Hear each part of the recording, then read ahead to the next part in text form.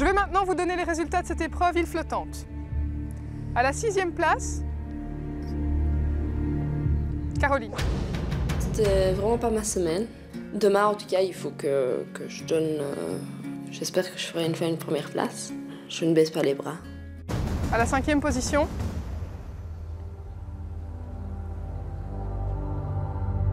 Marie. Pour le Marie également, c'était une très belle assiette, mais quelques incohérences, donc voilà. 4e place, Geoffrey. Geoffrey aussi une très belle assiette, très généreuse d'ailleurs, qui a mis beaucoup de crème anglaise, et malheureusement elle manquait un petit peu de cuisson. Ok. Le trio de tête. À la 3e position, Sébat. Oui. C'est pas une flottante, par définition, il faut que le blanc flotte. T'as pas mis assez d'anglaise, donc c'était pas une île flottante. Donc voilà. Oui, chef. Le candidat qui remporte cette épreuve île flottante, dernière épreuve avant l'épreuve finale de demain ici à la Grappe d'Or, est Damien. Félicitations. Merci beaucoup. Bravo Damien, une épreuve vraiment bien maîtrisée, pas de stress, tu as géré les éléments, tu as fait une cuisson du blanc qui était très bien réalisée, tu l'as fait à l'emporte-pièce, à la salamandre, c'était légèrement coloré, c'était vraiment une belle exécution. Une anglaise nickel, franchement bravo. Merci beaucoup, chef. Et Kevin, la 2e place est à toi. Merci, Candice. Kevin, une très belle assiette aussi, tu as fait une cuisson des blancs qui était vraiment exceptionnelle, de très beaux blancs, ce qui t'amène à la 2e place. Merci, chef. Assez surpris. Je ne m'attendais pas à être 2e. Je m'attendais plutôt à la 4e place, mais bon, moi 2e, ça me va. Hein. C'était votre dernière épreuve en Gaume, et demain c'est la finale, donc ce soir reposez-vous bien. Oui, chef. Oui, chef. J'avais dit que je reviendrai en force et j'espère qu'ils vont accrocher leur slip parce que moi je vais donner à fond pendant 3 semaines. Et voici le classement à la veille de la finale à la Grappe d'Or. Damien a fait une très bonne semaine, il est premier. C'est aussi la semaine de Geoffrey qui a remporté l'épreuve photo et accède au trio de tête ex aequo avec Sébat.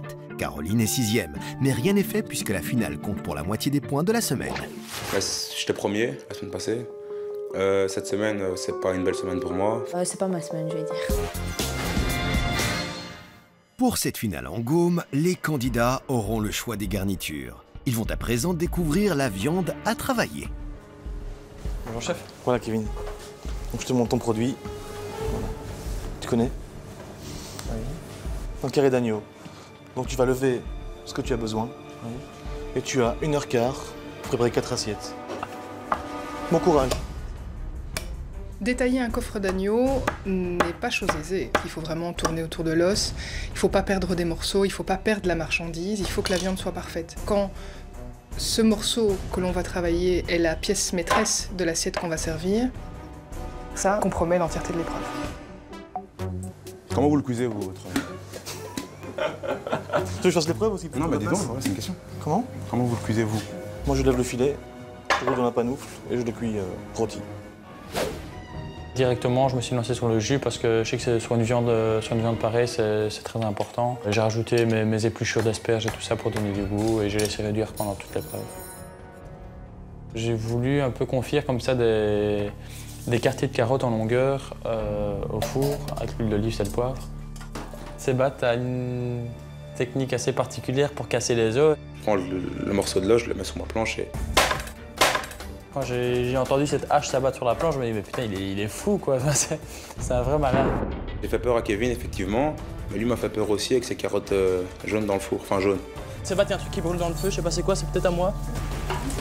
Comment je fais? Qu'est-ce que je fais? Qu'est-ce que je fais? Qu'est-ce que je fais? Non mais là on déconne pas les gars. Il y a un autre truc qui brûle là, ça. Les gars, qu'est-ce qu'on fait?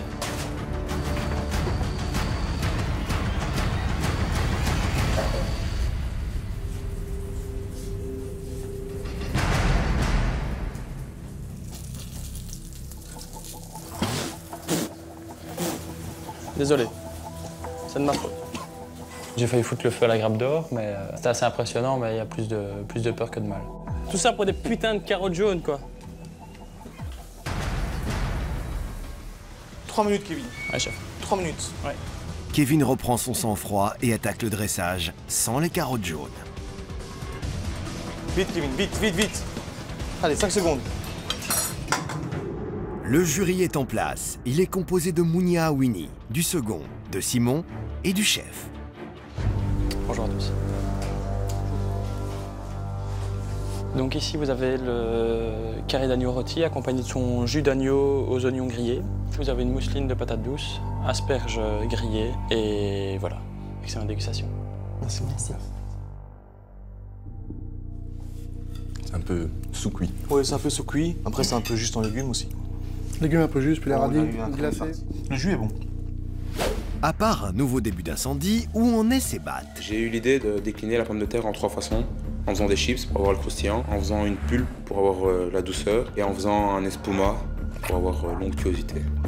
Et c'est reparti. Ces battes multiplient les préparations. Il démarre sa mousseline de pommes de terre et se lance dans la cuisson de son agneau. Il a décidé d'en exploiter la selle et les côtes. 1 minute, c'est batte. Au final, il se retrouve donc avec une mousseline façon robuchon, des panais au citron, un oignon cébette grillé, des chips de panais et de pommes de terre, 30 secondes. un espuma de pommes de terre et bien sûr son agneau. Dépêche-toi, c'est batte, dépêche-toi. Top, c'est tout. Il a fait un travail, lui, hallucinant. Honnêtement, Ok. il a sorti en 1h15 énormément de travail. Le problème de ses battes, c'est qu'il s'est déconcentré à un moment donné et il a oublié la moitié de ce qu'il a fait sur l'assiette. Oh, j'ai oublié un de ces trucs de malade dessus, je suis trop con. Ah, c'est pas grave. Et le truc de malade qui manque sur l'assiette de ces battes, c'est la sauce. Déjà, il y a du travail ici. Hein. Ouais, plus travaillé, bien généreux. C'est plus travaillé, c'est généreux. Il maîtrise son sujet, quoi. Enfin, c'est réfléchi. C'est réfléchi, oui. Ça a été construit. Ah oui. J'ai fait une sauce. J'ai oublié de la mettre. Tu rigoles? Je te jure, non, je rigole pas. Il y aurait eu un jus, franchement, c'était un plat parfait. Ah ouais. C'était un plat parfait. Damien est entré en cuisine. Il est habitué à travailler les viandes et commence par enlever le gras de son agneau. On va aller au mieux, garder les beaux morceaux. Je vais essayer de faire plaisir aux gens qui vont manger. Un beau morceau, 2 beaux morceaux, ça c'est le filet pur.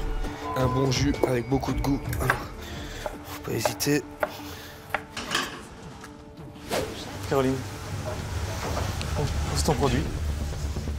Directement, j'ai demandé comment on pouvait avoir le filet de ce morceau de dos. Ça c'est quoi comme viande?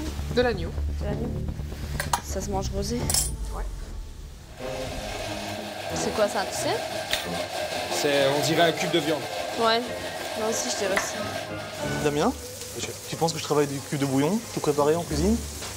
Non, non, j'ai pas dit c'est un cube de bouillon tout préparé. C'est peut-être juste une glace de viande C'est séchée. de la sauce soja de 3 ans d'âge, cristallisée. Ah ben c'est très bon. Donc, j'ai utilisé ça pour faire ma sauce. Je vais faire filet d'agneau rosé avec... je vais essayer de faire une purée robuchon, un petit pesto, des petits légumes glacés parce que je sais bien que j'en fais souvent mais j'aime bien ça, il n'y a rien à faire. Je préfère des légumes entiers que des légumes en purée. Et un concentré de jus d'agneau. Je sais pas si ça va aller avec le timing mais je vais me battre. Pendant l'épreuve, je tournais beaucoup dans la cuisine parce que je ne savais pas vraiment quoi faire. Chaque fois, je trouvais un petit truc qui était intéressant et à la fin, j'hésitais à le mettre parce que c'était très risqué, les cacahuètes avec le lait de noix de coco. Donc, et à la fin, je me suis dit, bah, je vais prendre ce risque. Parfait, je me sens chaud patate. Damien, lui aussi, va tenter quelque chose d'original. Il prépare une panure pour réaliser des croustillants d'agneau.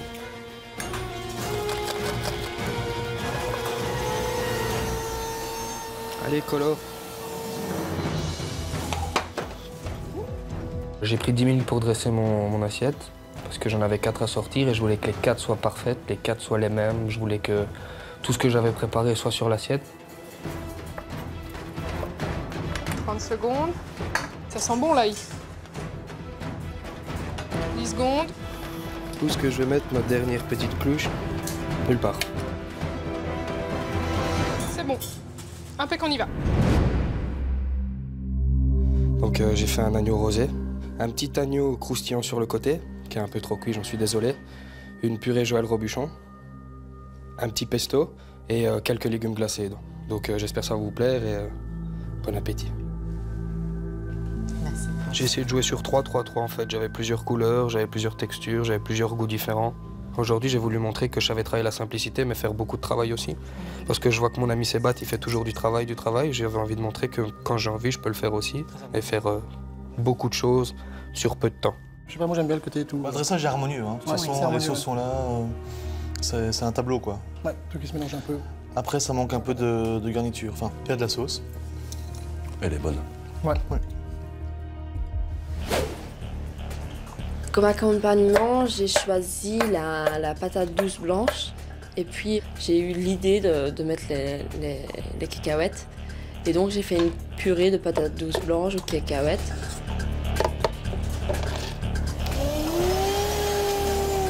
J'ai fait à fond avec la parure de viande et le gras de la viande de l'agneau que j'avais.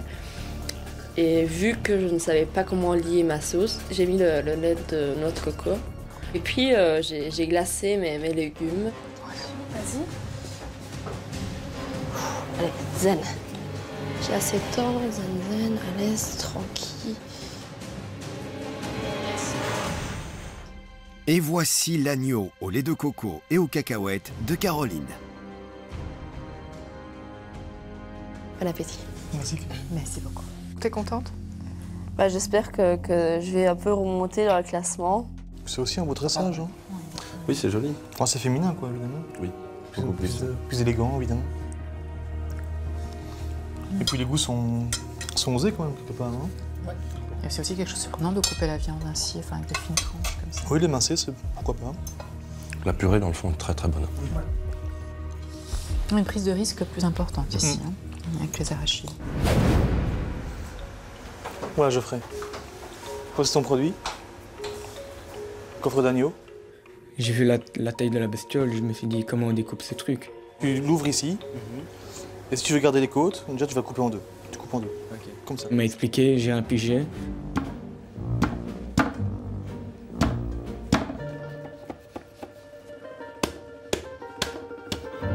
C'est une grosse bête, hein. Allez Geoffrey, tu vas y arriver.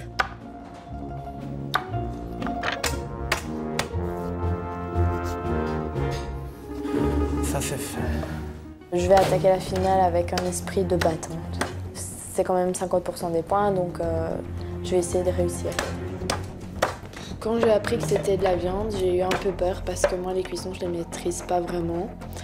Mais en même temps, ça pouvait me prouver au chef que je pouvais mettre en pratique ce qu'il nous avait appris avec les cuissons. Bonne idée, bonne idée. C'est pour avoir plus de... Ouais, bonne idée, très bonne idée.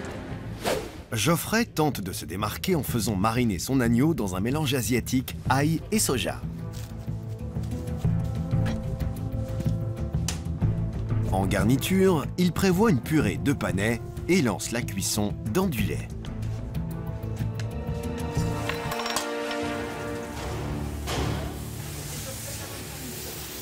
Il y avait une casserole qui débordait derrière moi, j'ai pas fait attention. Et c'était mes panais dans le lait, quoi. Et pendant que Geoffrey a le dos tourné,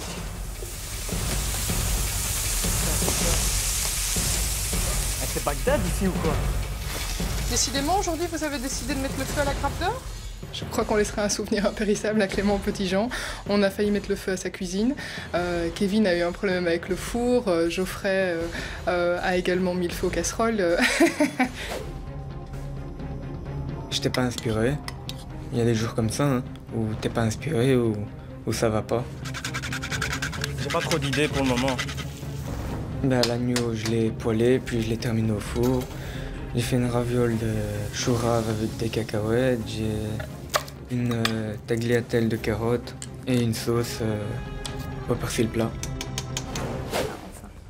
Avec mes radis noirs, j'en ai pris crus pour donner un goût un peu piquant. Et d'autres, je les ai tranchés à la trancheuse et je les ai posés dans la friteuse. C'est cool, hein? Ce qui a fait que l'huile, elle les a enrobés, elle a fait un genre de petits chips, mais ça a fait une petite fleur en même temps. Enfin, moi, je voyais ça comme une petite fleur, voilà. Enfin, pour moi, c'était beau, quoi. C'était simple, mais beau. alors qu'il a encore tout le temps, Geoffrey commence déjà son dressage.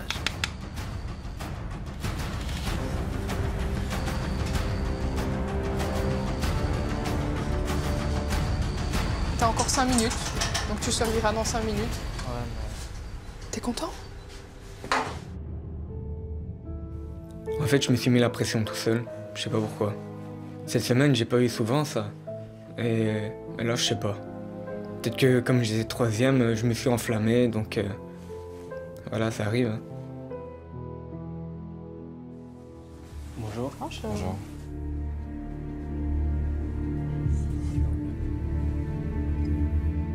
Geoffrey séduira-t-il le jury avec son agneau mariné, accompagné d'une purée de panais, de ravioles de chou rave aux cacahuètes et d'une sauce vinaigrée au persil plat? Allez, Nancy, en tout cas, c'est... Oui, puis une vinaigrette. Ça donne envie. C'est intéressant pour une vinaigrette, oui, c'est sûr. Il y a de la raviole aussi.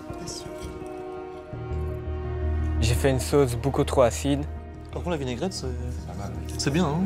C'est surprenant, oui, ça fait saliver, t'as envie de manger. Oui, il y a de l'idée. Il y a vraiment de l'idée. Bon, la polenta, qu'est-ce qu'elle en fait? D'abord, je l'ai fait un peu nacrée comme ça pour qu'elle devienne un peu transparente avec de l'huile. Et puis j'avais mis des oignons pour donner un petit goût. Puis j'ai posé ma polenta et j'ai fait boire du lait comme un riz au fait. De la polenta, ce serait pas plutôt de la semoule? Le temps est bientôt écoulé pour Marie. Elle va attaquer son dressage. Au niveau du timing, c'était super. J'étais dans les temps et j'ai eu assez de temps pour tout. Donc voilà. C'est pas de la polenta, ma chérie. Et c'est quoi alors? C'est de la semoule. Ah, seulement? Mais la manière dont tu l'as faite, comme de la polenta, c'est très bon. C'est très bien, ma chérie. C'est très, très bien. Oh! Marie présente son agneau sur un lit de semoule à la béchamel, accompagné de radis noirs crus et frits, de fèves, de petits pois et d'asperges. Voilà, bonne dégustation. Merci beaucoup. Merci. C'est très différent de la présentation. Oui. Oui. C'est de nouveau beaucoup plus féminin. Oui, c'est très très joli. Très bien saisonné, hein. Oui. La semoule, en tout cas. Le radis cru, ça amène vraiment du relief. Et un peu de croquant à son plat, c'est chouette. Niveau croquant, l'asperge, super bonne. Ouais, C'est peut-être quand même un petit peu riche. La Oui. béchamel.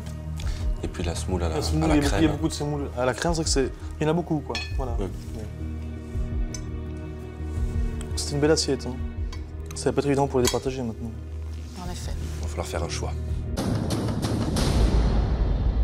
Vous venez de passer votre épreuve finale à la grappe d'or. Je vais maintenant vous en donner les résultats.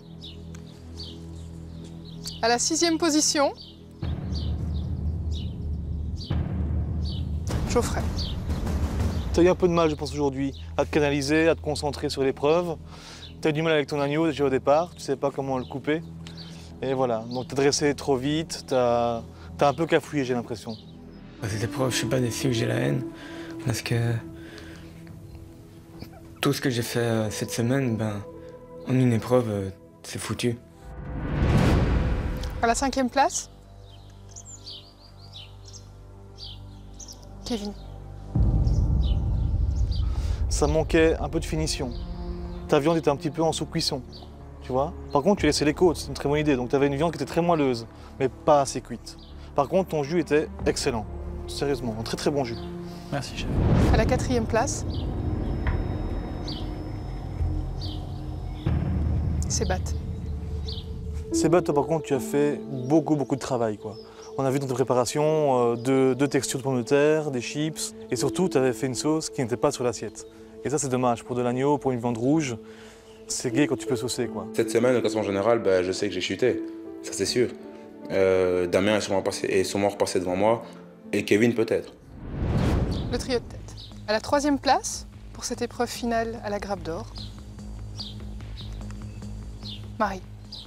Félicitations. Merci. Bravo Marie, tu as fait une très belle épreuve. Tu as fait une très belle assiette, un dressage original, semoule surprenante que tu as cuit à la crème, c'était particulier, mais le résultat est là, c'est moelleux, c'est goûteux, donc félicitations. Merci, chef.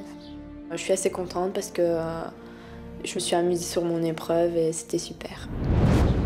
Donc ça se joue entre Damien et Caroline. Le candidat qui remporte cette épreuve finale à la grappe d'or est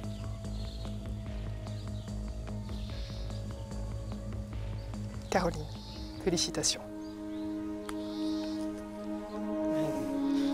Bravo Caroline, mais tu remportes vraiment haut la main, sérieusement. Tu as fait un plat vraiment superbe. Tu as pris des accords particuliers, tu as pris beaucoup de risques, sérieusement, mais le résultat est surprenant. C'était super bon, bravo, vraiment. Merci chef. Et Damien, une très très honorable et très jolie seconde place. Bravo Damien, tu as fait une très belle assiette. C'était un tableau en fait. Tu avais dressé de manière vraiment intéressante. Il y avait le pesto qui était super, donc ça a amené un peu de fraîcheur à ton assiette. C'était bien dressé, joli, la sauce, les purées, bien assaisonné, donc une très belle assiette. Merci chef. Je crois que j'ai pris un petit peu d'avance cette semaine parce que clairement, Sébat était premier la semaine passée, j'étais deuxième avec un demi-point de lui. Et toutes les épreuves qu'on a fait cette semaine, il a toujours été en dessous de moi. Il était troisième, j'étais premier, troisième, j'étais deuxième. Je pense que je lui ai mis des points dans la vue cette semaine. Effectivement, en totalisant les points de la semaine et ceux de la finale, Damien se classe premier à la Grappe d'Or. Sébat est deuxième, ex-aequo avec Caroline, qui a fait une mauvaise semaine mais une excellente finale. Quant à Geoffrey, il a fait une très bonne semaine mais une mauvaise prestation aujourd'hui. Il se retrouve donc dernier à la Grappe d'Or. Damien, c'est l'efficacité. Il y a une propreté, une précision, une dextérité, une technicité. Cette semaine, Damien, qui a toujours été un très bon candidat, est passé du côté des candidats qui touchent l'excellence. Et cela se confirme au classement général, puisqu'après 4 semaines de compétition, Damien est en tête, suivi par Sébat et Kevin. Marie et Caroline se talonnent d'un demi-point à la 4e et à la 5e place. Geoffrey est malheureusement toujours 6e. Ça a été clairement une bonne semaine pour moi. Je suis tombé sur des choses que je connaissais, des aliments que je savais travailler. Je suis pas plus fort que mes collègues, c'est juste que cette semaine a été ma semaine, quoi. Je voulais pas être trop premier, parce que maintenant Damien il va avoir la pression. On arrive vers la fin, il ne peut que redescendre et il faut qu'il sache qu'il y en a 5 cocos en dessous de lui qui veulent prendre sa place. Donc voilà. Deuxième, je vais mettre la patate et je vais essayer de rester là. Tout d'abord, merci à toutes et à tous pour cette incroyable énergie que vous avez insufflée dans la maison. C'est très étonnant de voir autant de personnes animées par la même passion.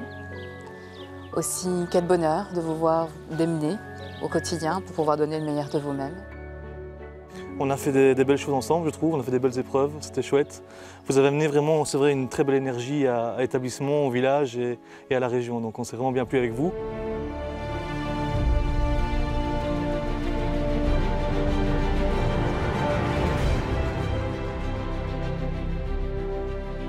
Comme chef, c'était vraiment une belle expérience, une semaine très enrichissante. Pour les candidats, j'espère, mais surtout pour nous, côté humain, côté échange et partage, c'était vraiment magnifique.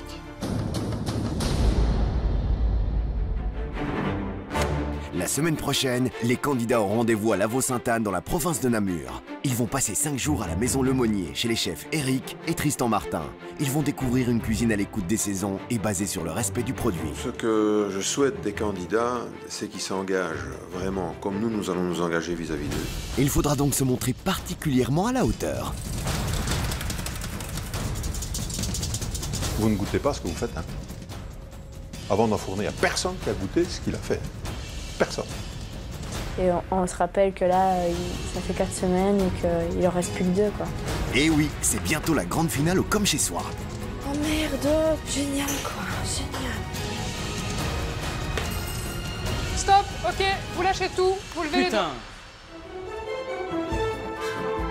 Des épreuves dans des conditions sportives. Ouais. Attention à la descente, ça glisse, hein, donc n'hésitez pas à descendre sur vos fesses. Ah, ça glisse. Ils reviendront aux bases de la cuisine. Ça vous redémarrez, parce que vous allez être pénalisé là-dessus. Sébat une forte tête, une forte tête. Oublie. Dites stop, hey, dites stop. Candice, stop. C'est un cadeau de la maison, ça. Des défis qui laisseront certains sans voix. T'es avec moi, là? Ça va? Il était carrément sous le choc. C'est la première fois que Sébat est sous le choc. On y est quand même arrivé. Retrouvez un candidat de Comme un chef chaque jeudi dans le 8-9 de Benjamin Maréchal sur Vivacité. On a devoir cuisiner pour ces 9 étoiles, c'était super. J'ai travaillé face au camping avec un réchaud but à gaz,